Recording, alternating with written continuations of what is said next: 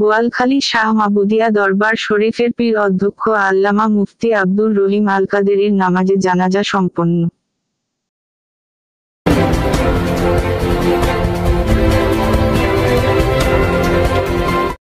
চট্টগ্রাম বোয়ালখালীর প্রবীণ আলেমেদিন, আধ্যাত্মিক সাধক, সুন্নিয়তে বীর সেনানী, মোজাদ্দেদে গাজী দ্বীন মিল্লাত, ইমাম শেরে বাংলা শাহ রহ উত্তরসূরি কিতাবচর আজিজিয়া মাবুদিয়া সিনিয়র মাদ্রাসার অধ্যক্ষ পীরে তরিকত ইমামে আহলে সুন্নাত আল্লামা গাজী আজিজুল হক আল কাদেরী ইমাম শেরে বাংলা শাহ রহ এর প্রধান খলিফা হযরত আব্দুল মাবুদ শাহ রহ এর সুযোগ্য সাহেবজাদা মুফতি আব্দুর রহিম আল কাদেরী রহ হুজুর আজ 21 জুন 2024 সকাল 10টায় ইন্তেকাল করেছেন। ইন্না লিল্লাহি ওয়া ইন্না ইলাইহি রাজিউন।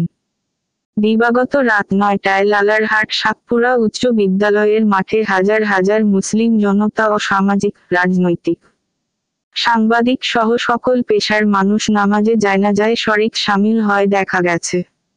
চট্টগ্রামে জমিনে শোকের ছায়া নেমে এসেছে। তিনি একজন হক্কানি আলেমদিন ছিলেন, তার মৃত্যু মানে গোটা পৃথিবীর মৃত্যু। লিখতে কষ্ট হচ্ছে, আল্লাহর ফয়সালা সুন্নি জগতের মহব্বতের একজন আলেম দুনিয়া থেকে চির বিদায় নিলেন।